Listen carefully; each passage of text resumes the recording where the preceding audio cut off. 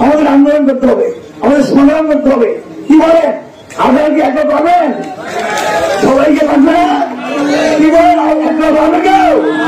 সবাইকে লাগবে না? সুরক্ষা কিন্তু তাদেরকে সুরক্ষণ তাদেরকে যারা সংগ্রামে সবাই করতে পারবে, আন্দোলন সবাই করতে পারবে, তাদেরকে আমাদের এই কমিটি আমাদের মধ্যে রাখা উচিত। কি বলে কি ঠিক নয়? এর বাইরে যদি হয় তাহলে কি হবে? আন্দোলন হবে, সবকিছু হবে, কিন্তু অত শক্ত হবে না।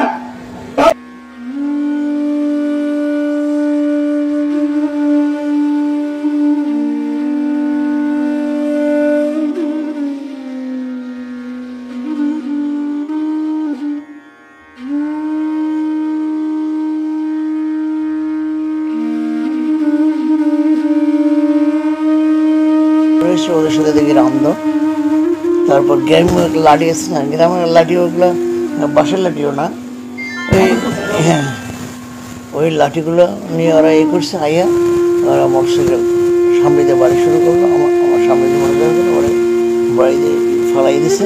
এরপরে ওরা আমার এই বাড়িতে আমি কী হচ্ছে তখন আমরা সমাবেশে যাবো, সমাবেশে যেতে পারবো না।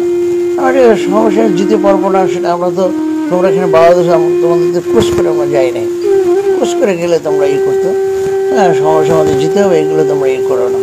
এরপর এগুলো প্রকারে শুরু হয়ে গেল। শুরু হওয়ার পরে তারপর আমি পড়ে গেলাম, পড়ে গেছি ওই অবস্থাটা মানে খুব ব্যথা ব্যথা করে আইলাম। আসছে ডাক্তার দেখে লেগেছে, নিয়ে আসছে।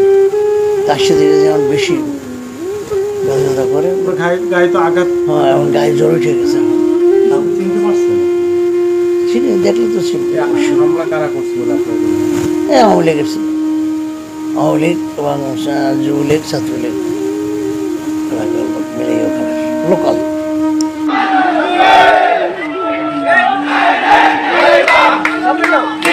ও সাবেক সংসদ সদস্য আলহাজ মোহাম্মদ শাহজাহান খান, জেলা